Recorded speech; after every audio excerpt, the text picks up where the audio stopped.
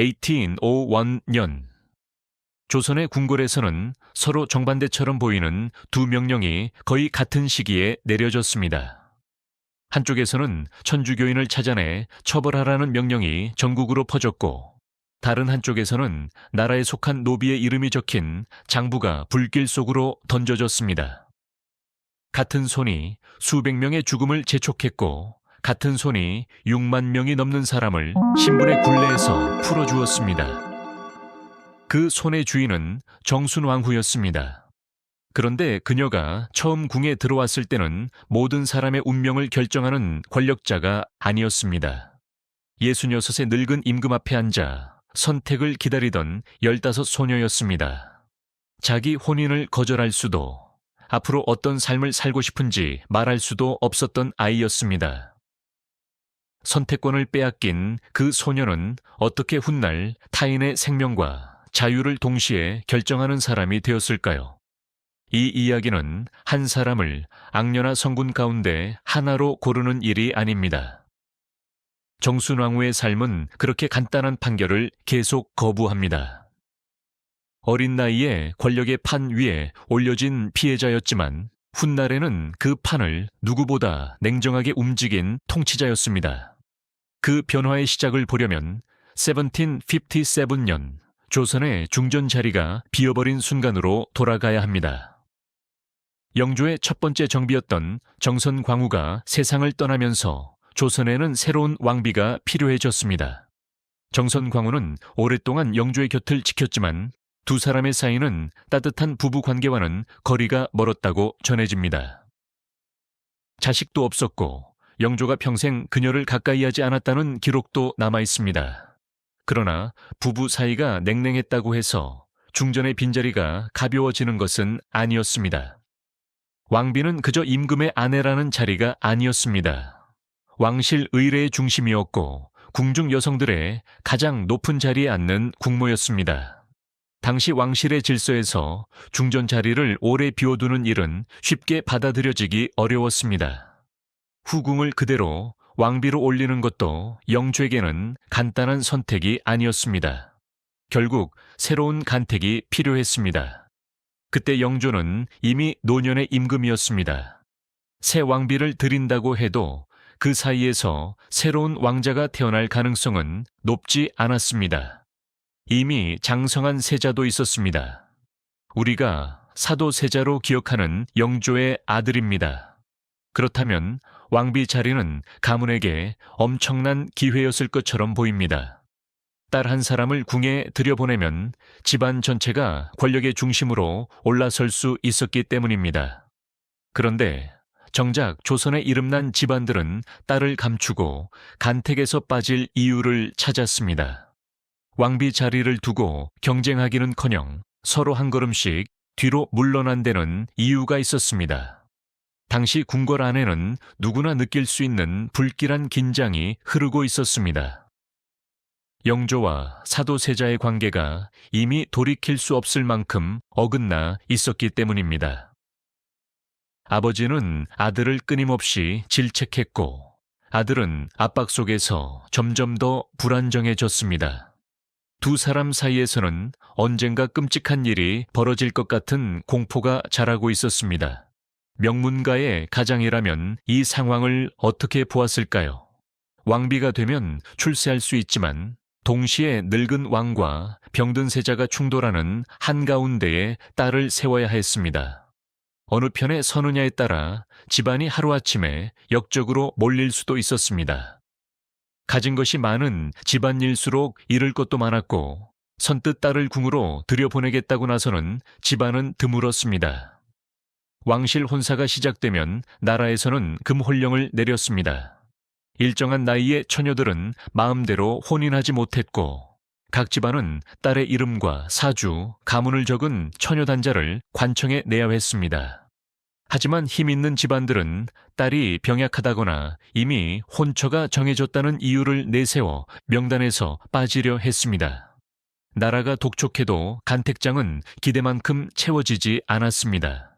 결국 그 자리는 모두가 탐내는 영광의 무대가 아니라 위험을 감수할 수밖에 없는 집안의 딸들이 모인 이상한 공간이 되었습니다. 정순왕후의 운명은 바로 그 빈자리에서 시작되었습니다. 그녀가 왕비가 된 것은 가장 강한 가문의 딸이었기 때문이 아니었습니다. 오히려 강한 가문들이 모두 물러난 뒤 남은 약한 집안의 딸이었기 때문이었습니다.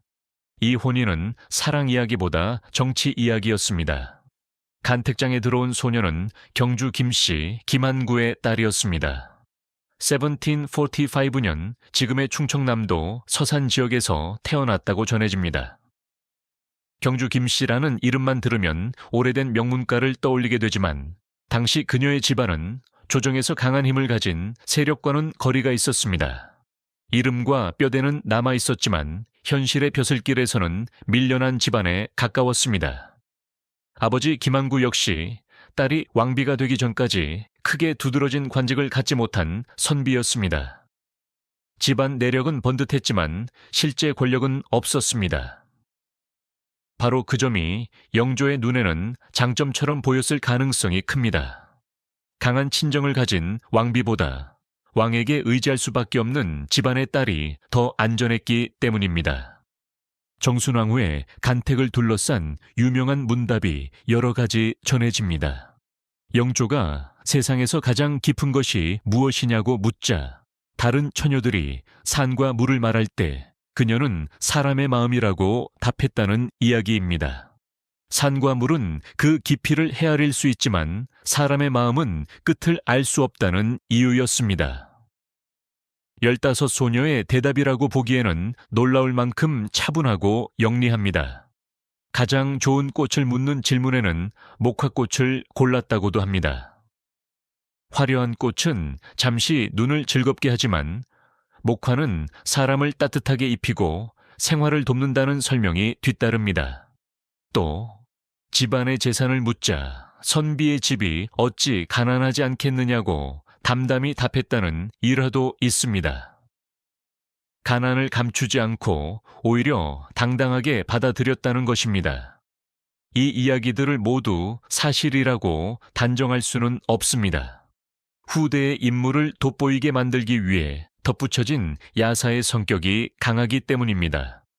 하지만 여러 일화가 한결같이 그녀를 총명하고 야무진 소녀로 기억한다는 점은 의미가 있습니다. 사람들은 훗날의 강한 통치자를 설명하기 위해 어린 시절부터 남다른 기질이 있었다고 이야기하고 싶었을지도 모릅니다. 비교적 분명한 전승 가운데 하나는 그녀가 오빠 김귀주와 함께 아버지에게 글을 배웠다는 내용입니다. 남매는 같은 집에서 같은 책을 읽고 성장했습니다. 이 오빠는 훗날 여동생의 왕비 지위를 발판으로 정치의 중심에 들어가 큰 파장을 일으킵니다.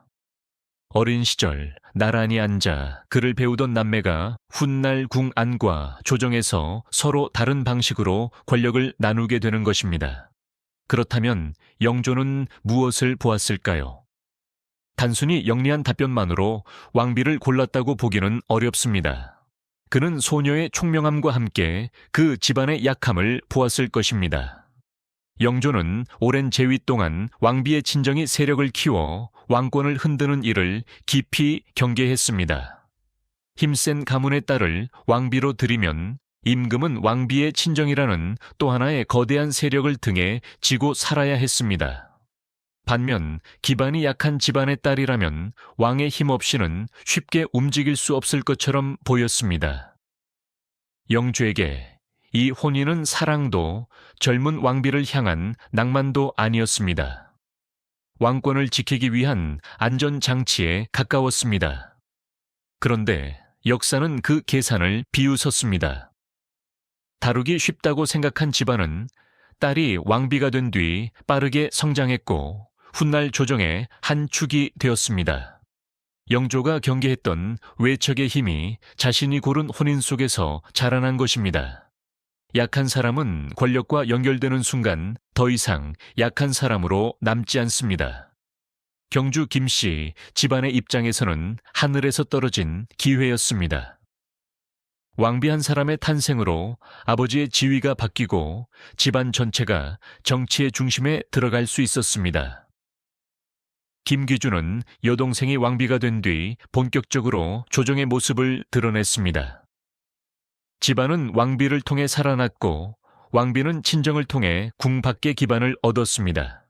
하지만 여기서 훗날의 결과를 보고 처음부터 모든 것을 계산한 음모처럼 그리면 안 됩니다. 경주 김씨가 수십 년 뒤의 권력 구도까지 정확히 설계했다는 증거는 없습니다. 더 현실적인 설명은 갑자기 열린 기회를 놓치지 않고 적극적으로 붙잡았다는 것입니다. 권력은 준비된 설계보다 우연히 열린 문을 통해 들어오는 경우가 많습니다. 그리고 이 혼인에 세 번째 주체가 있었습니다. 바로 15소녀 본인입니다. 영조는 왕권을 지키기 위해 계산했고 경주 김씨는 집안을 일으키기 위해 기회를 붙잡았습니다. 그러나 정작 혼인의 주인공에게는 계산할 자유가 없었습니다. 나라가 명하고 임금이 고르고 집안이 받아들이면 소녀는 감에 올라 궁으로 들어가야 했습니다. 66의 남자와 혼인하고 싶은지 묻는 사람은 없었습니다. 오늘날의 눈으로 보면 이 장면은 명백히 불편합니다. 당시 혼인 연령이 지금과 달랐다는 설명만으로 51살의 차이와 소녀의 선택권 부재가 사라지는 것은 아닙니다. 아무리 왕실의 제도였어도 한 아이의 삶이 다른 사람들의 정치적 판단으로 결정되었다는 사실은 남습니다. 왕이라는 지위가 어린 소녀의 뜻보다 앞섰습니다. 궁에 들어간 순간 소녀의 삶은 개인의 것이 아니게 되었습니다. 무엇을 입고 누구를 만나며 어느 자리에서 웃어야 하는지까지 왕실의 규칙이 정했습니다. 왕비라는 칭호는 가장 높은 존칭을 주었지만 동시에 가장 깊은 감시 속에 그녀를 가두었습니다. 높은 자리는 자유를 뜻하지 않았습니다. 오히려 사적인 감정과 선택을 숨긴 채 역할을 수행해야 하는 거대한 의무였습니다. 그래서 오늘날 사람들이 이 혼인을 아동학대라고 느끼는 이유는 단순히 나이 차이 때문만이 아닙니다. 소녀의 의사는 중요하지 않았고 왕과 가문의 필요가 한 사람의 평생보다 앞섰기 때문입니다. 당시의 관습을 이해하는 것과 그 관습이 만든 고통을 외면하는 것은 다른 일입니다. 시대를 설명하되 그 안에서 사라진 개인의 목소리까지 지워서는 안 됩니다. 그러나 정순왕후를 평생 이 순간의 피해자로만 남겨두면 이후의 삶을 설명할 수 없습니다. 처음에는 아무 선택도 하지 못한 채 궁에 들어왔지만 그녀는 그 안에서 왕실의 규칙을 배우고 권력의 작동 방식을 익혔습니다. 자신을 움직인 제도가 무엇인지, 사람을 높은 자리와 낮은 자리에 나누는 힘이 무엇인지 몸으로 배웠을 것입니다. 소녀는 서서히 판 위의 말에서 판을 읽는 사람으로 변해갔습니다. 궁 안에 들어온 그녀를 기다린 것은 상식으로는 쉽게 이해하기 어려운 가족관계였습니다. 정순 왕후는 영조의 왕비였으므로 사도세자에게는 법적으로 새어머니가 되었습니다. 그러나 사도세자는 이미 25의 성인이었고 정순왕후는 겨우 15이었습니다. 아들보다 10살 어린 계모가 어느 날 갑자기 왕실의 윗자리에 앉은 것입니다. 사도세자의 부인 해경궁 홍씨와의 관계는 더 기묘했습니다. 해경궁 홍씨는 정순왕후보다 나이가 많았지만 며느리였기 때문에 어린 시어머니에게 예를 올려야 했습니다. 나이만 보면 언니나 누나에 가까운 사람이 15 소녀를 향해 고개를 숙이는 장면이 매일 반복되었습니다. 궁궐에서는 나이가 아니라 지위가 사람의 자리를 결정했습니다. 나이로는 A였지만 지위로는 모두가 고개를 숙여야 하는 어른이었던 그 시간이 그녀에게 무엇을 가르쳤는지는 짐작만 할 수 있습니다. 이 뒤틀린 서열은 궁중의 우스운 일화 정도로 끝나지 않았습니다. 훗날 사도세자가 죽고 정조가 왕위에 오른 뒤에도 정순왕후의 공식 지위는 그대로 남았습니다. 정조가 세상을 떠나고 어린 순조가 왕이 되었을 때 그녀는 왕실에서 가장 높은 어른이 되었습니다. 15에 얻은 왕비의 자리가 수십 년 뒤 조선 전체를 움직일 권력으로 돌아온 것입니다. 이 제도는 그녀에게 두 가지를 동시에 가르쳤을 것입니다. 개인적으로는 어린 소녀였지만 공식적으로는 모두가 복종해야 하는 왕비였습니다. 사람의 실제 나이와 경험보다 직함과 서열이 더 강한 세계였습니다. 정순왕후는 그 모순 속에서 자신의 감정을 감추는 법과 지위를 지키는 법을 배웠을 가능성이 큽니다. 훗날 그녀가 긴 세월 공개 충돌을 피하면서도 권위를 놓지 않았던 태도는 바로 이 궁중의 규칙과 닮아 있었습니다. 그러나 그 권력이 피어나기 전 그녀는 궁에 들어온 지 불과 3해 만에 조선 왕실의 가장 끔찍한 비극을 마주하게 됩니다. 1792년 유노월, 영조와 사도세자의 갈등이 마침내 폭발했습니다. 발단은 나경원이 올린 고변서였습니다. 세자가 몰래 궁을 빠져나가 평안도를 다녀왔고 사람들을 해쳤으며 궁인과 신하들에게 폭력을 휘둘렀다는 내용이 적혀 있었다고 전해집니다. 영조와 사도세자의 관계는 이미 오래전부터 무너져 있었습니다. 영조는 아들에게 완벽한 세자가 되기를 요구했고 작은 실수도 놓치지 않고 몰아세웠습니다. 사도세자는 그 압박 속에서 마음의 병이 깊어졌고 옷을 제대로 입지 못하는 의대증과 폭력적 행동을 보였다는 기록이 남아 있습니다. 아버지의 질책은 아들을 더 불안하게 만들었고 아들의 이상 행동은 아버지의 공포와 분노를 더 키웠습니다. 두 사람은 서로를 파괴하는 방향으로만 움직였습니다. 영조는 결국 사도세자를 불러 칼을 내밀며 자결하라고 명했습니다. 세자는 울며 살려달라고 빌었고 신하들은 임금을 말리려 했습니다. 궁 안은 비명과 울음, 명령이 뒤엉킨 아수라장이 되었을 것입니다. 그러나 영조는 물러서지 않았습니다. 마침내 큰 나무 뒤주가 끌려왔습니다. 쌀을 담는 그 상자 안으로 세자가 들어갔고 뚜껑이 닫혔습니다. 한여름의 열기 속에서 물과 음식 없이 갇힌 세자의 기력은 하루하루 약해졌습니다. 뒤주 밖으로 새어나오던 소리도 점점 작아졌습니다. 그리고 어느 순간 뒤주 안의 소리는 완전히 사라졌습니다. 사도세자는 그 안에서 28배 나이에 숨을 거두었습니다. 아버지가 아들을 직접 죽음으로 몰아넣은 사건이었습니다. 오늘날 이 장면을 보면 영조의 행동을 용서하기 어렵다는 분노가 먼저 올라옵니다. 당시 왕실의 법도와 정치적 위기를 아무리 설명해도 사람을 뒤주에 가두어 굶겨 죽게 한 행위의 잔혹함은 사라지지 않습니다. 그렇다고 사도세자의 폭력과 불안정한 행동까지 지우면 또 다른 왜곡이 됩니다. 기록 속 그는 단순히 착한 아들이 아버지에게 희생된 인물로만 남지 않습니다. 주변 사람을 해치는 행동이 있었고 궁궐 안에는 그를 두려워한 사람들도 있었습니다. 그러나 치료와 보호가 필요한 사람을 공포와 처벌로 몰아붙인 끝이 뒤주였다는 사실 역시 분명합니다. 그때 정순왕후의 나이는 18이었습니다. 궁에 들어온 지 3해밖에 되지 않은 어린 왕비가 이 사건을 설계하거나 최종 결정을 내렸다고 보기는 어렵습니다. 이모화변의 중심에는 영조와 사도세자, 그리고 세자를 둘러싼 대신들의 갈등이 있었습니다.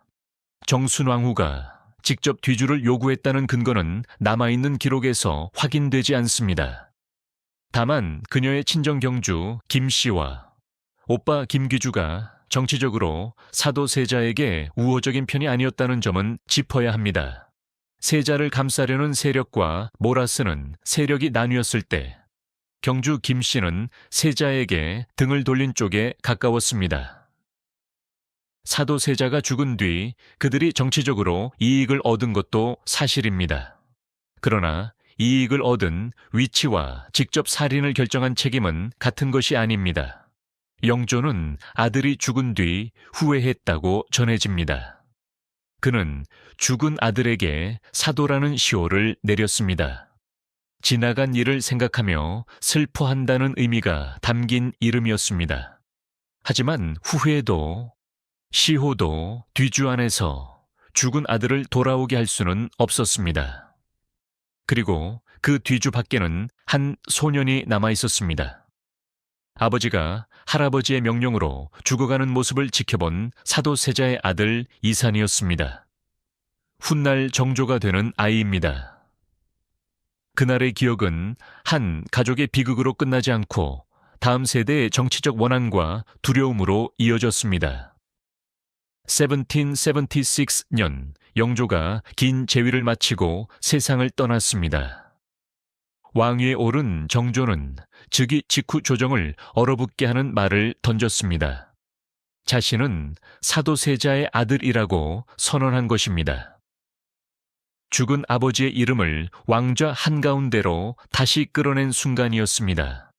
사도세자의 처분을 옹호했던 사람들에게 그 말은 경고처럼 들렸을 것입니다. 새 임금은 과거를 잊지 않았고 아버지를 죽음으로 몰아넣은 세력이 누구인지 알고 있었습니다. 정조는 아버지의 명예를 회복하고 자신을 위협하는 사람들을 정리하려 했습니다.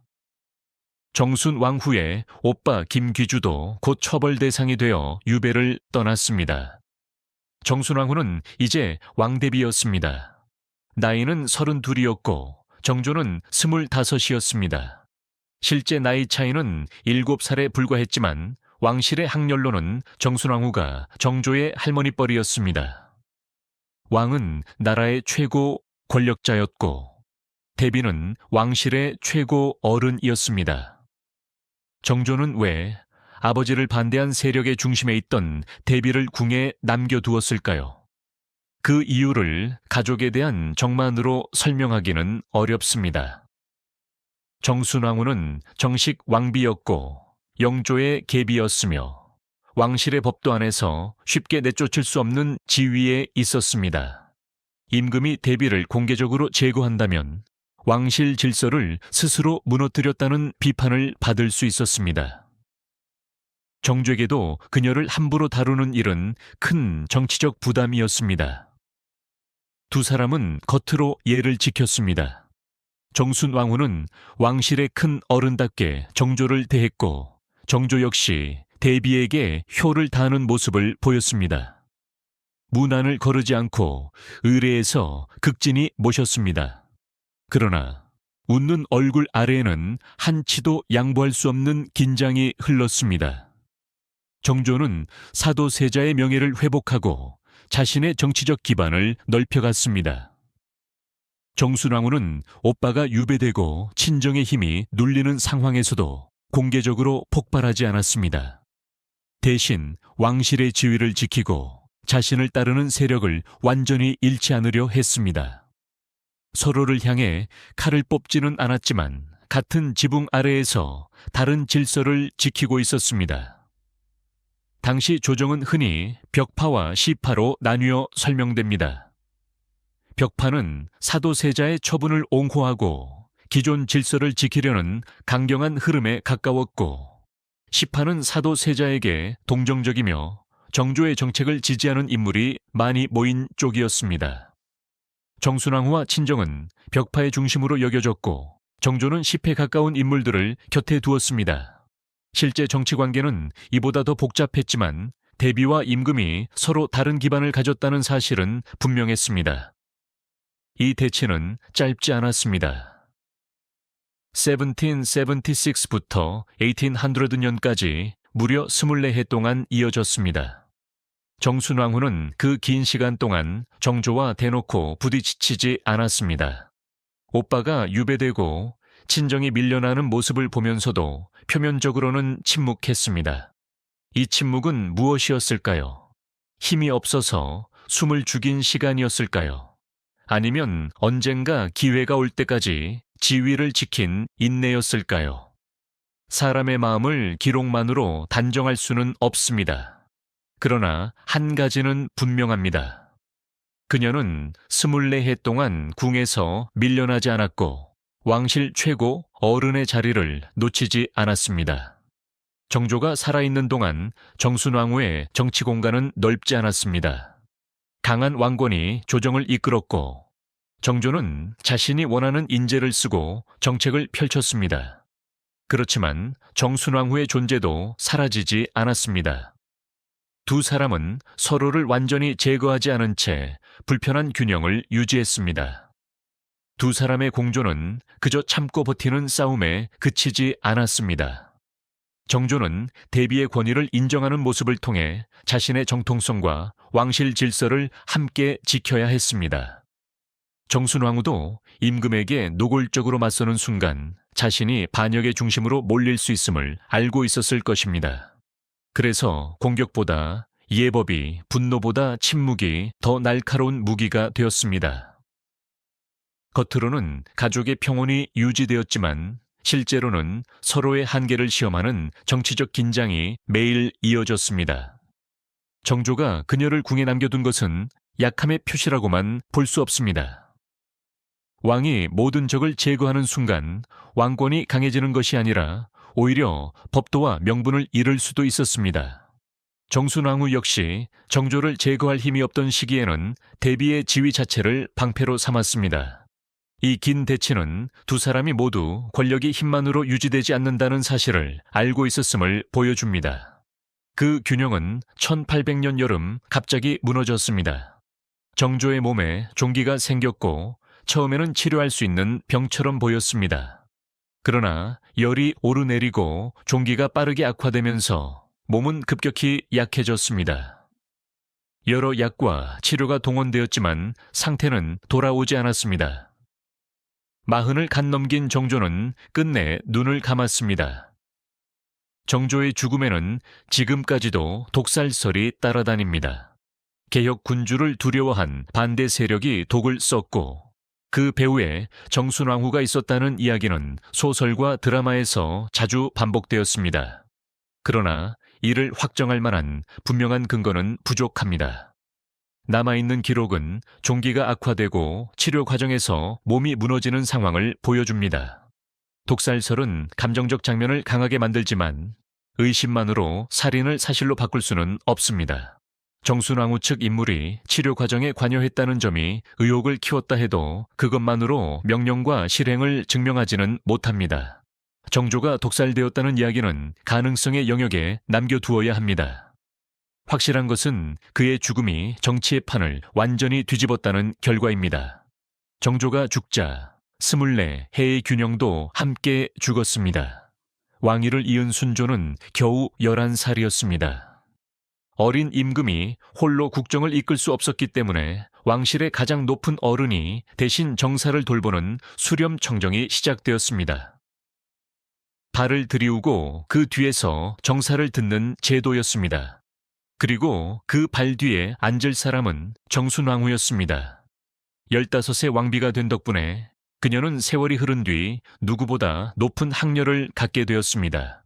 정조가 살아있을 때는 대비의 권위가 왕의 힘에 눌려 있었지만 11살 순조 앞에서는 상황이 달랐습니다. 어린 왕은 이름뿐인 군주였고 실제 정치는 정순왕후의 손으로 넘어갔습니다.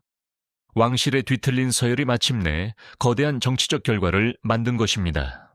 정순왕후는 발 뒤에 조용히 앉아 신하들의 보고만 듣지 않았습니다. 직접 하교를 내리고 사람을 부르며 국정을 챙겼습니다. 스스로를 여주, 곧 여자 임금과 같은 의미로 표현했다는 기록도 전해집니다. 대비가 아니라 실제 통치자로 움직이겠다는 태도였습니다. 24해의 침묵이 반드시 복수만을 준비한 시간이었다고 말할 수는 없습니다. 하지만 정조가 죽은 뒤 그녀가 빠르게 권력을 장악하고 자신의 정치적 방향을 실행한 사실은 분명합니다. 오랫동안 밀려있던 벽파가 다시 힘을 얻었고 정조가 가까이 했던 세력은 위기에 놓였습니다. 이제 조선의 중심에는 어린 순조가 아니라 50살의 정순왕후가 있었습니다. 여성이 공개적으로 국정을 장악했다는 사실 자체도 당시 조선에서는 매우 이례적으로 보였습니다. 정순왕후는 왕의 어머니가 아니라 영조의 왕비라는 학렬을 통해 권력을 얻었지만 실제 정치에서는 남성 대신들과 직접 명령을 주고받아야 했습니다. 그녀가 권력을 행사하려면 왕실 어른이라는 존칭 하나로는 충분하지 않았습니다. 사람을 배치하고 명분을 만들며 반대 세력을 누르는 정치적 능력이 필요했습니다. 바로 여기서 15 간택장의 소녀와 50살의 대비 사이에 놓인 긴 변화를 확인할 수 있습니다. 그녀는 더 이상 누군가의 선택을 기다리지 않았습니다. 누가 살아남고 누가 밀려날지 결정하는 자리에서 스스로 판단했습니다. 그리고 그 첫 번째 거대한 판단이 신유박해로 이어졌습니다. 권력을 잡은 정순 왕후가 가장 먼저 크게 휘두른 칼은 천주교를 향했습니다. 1801, 년원의 월, 그녀는 천주교를 뿌리 뽑으라는 금교령을 내렸습니다. 한 장의 명령이 전국으로 퍼지자 신자 색출과 체포가 시작되었습니다. 조선 천주교 역사에서 가장 큰 피바람 가운데 하나인 신유박해였습니다. 당시 천주교는 서양의 학문이라는 뜻의 서학으로 지식인들 사이에 먼저 알려졌습니다. 그러나 학문에 대한 관심은 점차 새로운 신앙으로 변했습니다. 천주교는 인간과 신의 관계를 조선의 유교 질서와 다른 방식으로 설명했고, 특히 조상 제사를 거부했습니다. 효와 제사를 국가 질서의 근본으로 여긴 조선 지배층에게 이것은 개인적인 종교 선택으로 보이지 않았습니다. 조상을 섬기지 않는 사람은 부모를 부정하고, 부모를 부정하는 사람은 임금과 국가의 권위도 인정하지 않을 수 있다고 여겼습니다. 천주교는 단순한 믿음이 아니라 조선 사회의 기초를 흔드는 위험한 사상으로 받아들여졌습니다. 오늘날의 종교 자유라는 기준에서는 명백한 탄압이지만 당시 통치자들은 국가의 질서와 충성을 지키는 문제라고 생각했습니다. 바로 이 간극이 박해를 더욱 잔혹하게 만들었습니다. 금교령이 떨어지자 전국에서 수많은 사람이 잡혀갔습니다. 전해지는 기록에 따르면 처형되거나 옥에서 죽고 유배지에서 숨진 사람을 포함해 약 300명이 목숨을 잃었습니다. 한 번의 정치적 결정이 수백 개의 가정과 공동체를 무너뜨렸습니다.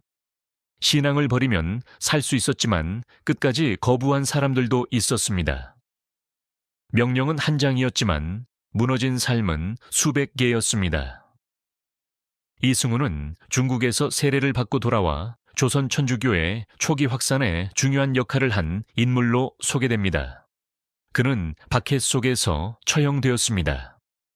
정약종도 천주교 교리를 조선말로 풀어 전한 지도적 신자였지만 믿음을 버리지 않았고 죽음을 맞았습니다.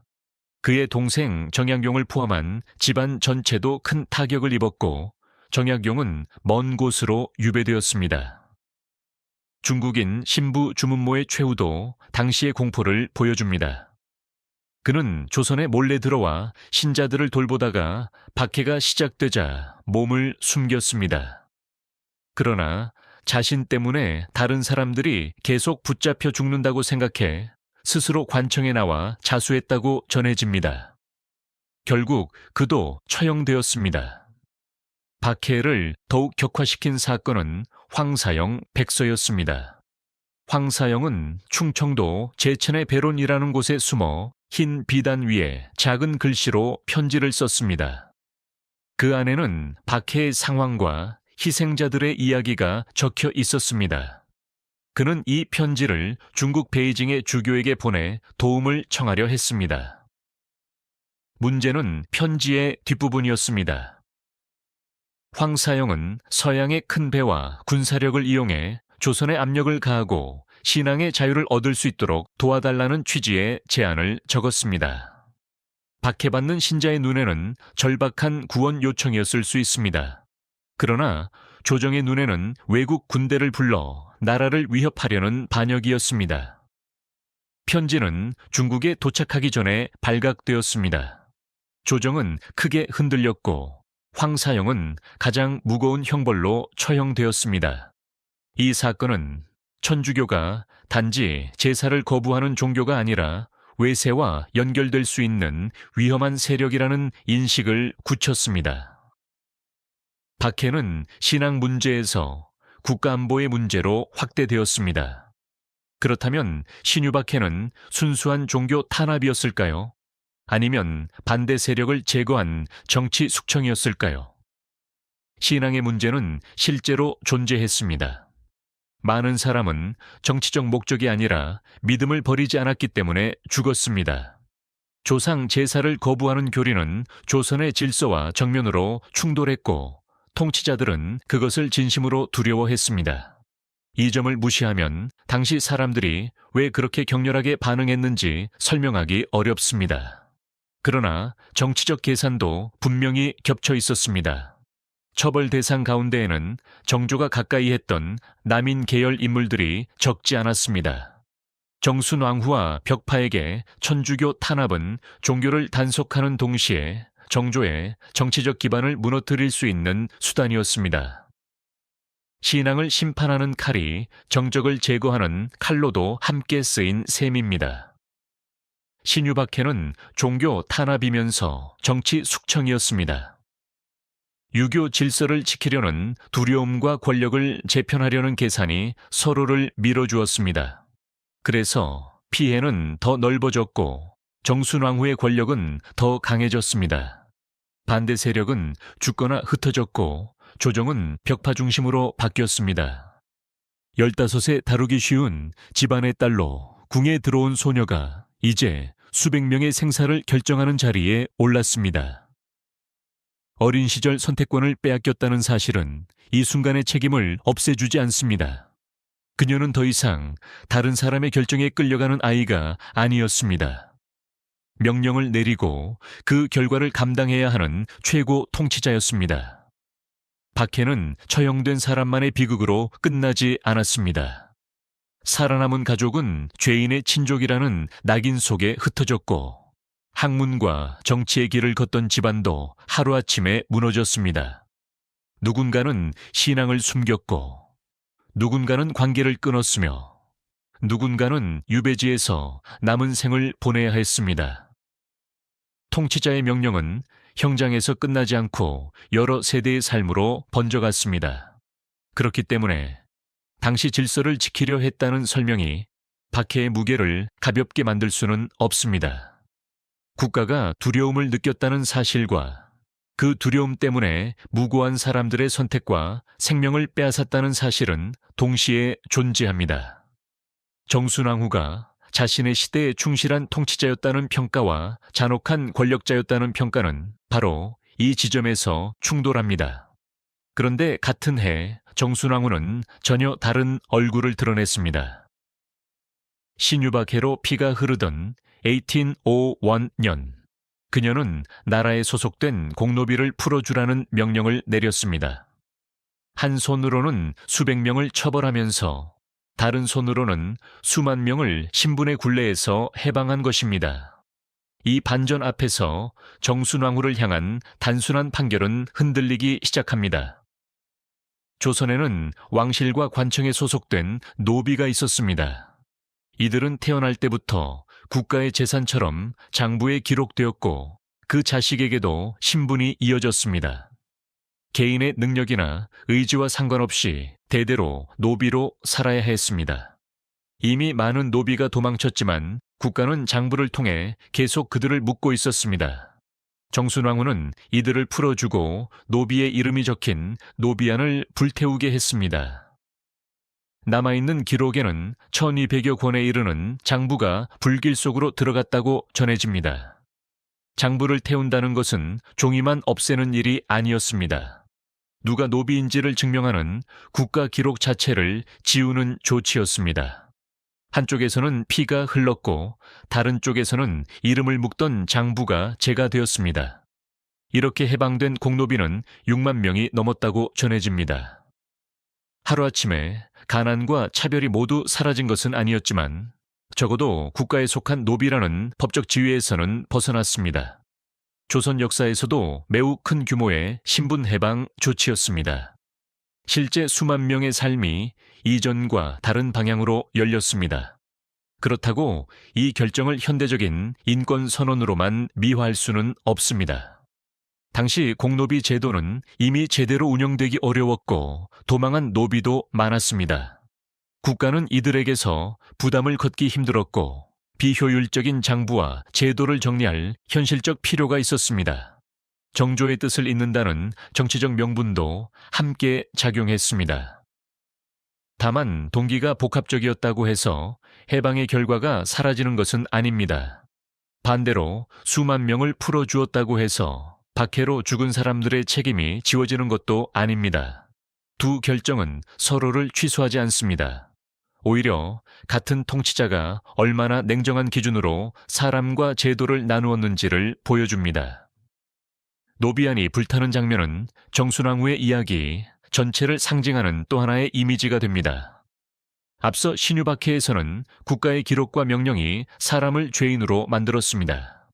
이번에는 국가의 기록을 없애는 일이 사람을 자유롭게 했습니다. 같은 행정 권력이 어떤 기준을 세우느냐에 따라 한쪽에서는 죽음의 명단이 되고 다른 쪽에서는 해방의 문이 된 것입니다.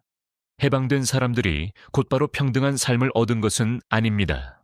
오랜 차별과 가난, 사회적 시선은 장부 한 권이 사라진다고 모두 없어지지 않았을 것입니다. 그럼에도 자식에게 노비 신분을 물려주어야 한다는 굴레가 끊어졌다는 변화는 작지 않았습니다. 제도의 현실적 한계와 실제로 열린 가능성을 함께 보아야 이 조치의 의미를 정확히 이해할 수 있습니다.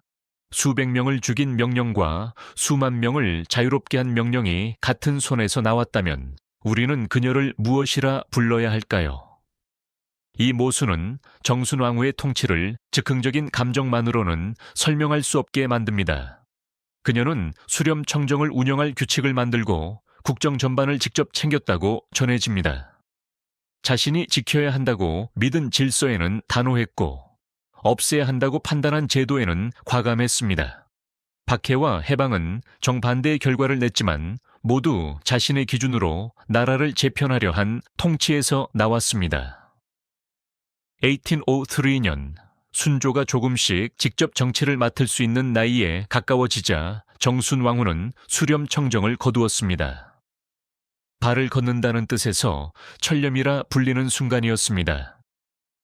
약 3년 반 동안 조선을 직접 움직인 권력이 공식적으로 물러났습니다. 물론 왕실 최고 어른으로서 영향력은 남아 있었지만 예전 같은 절대적 힘은 아니었습니다. 1805 년 1월 정순왕후는 창덕궁에서 세상을 떠났습니다.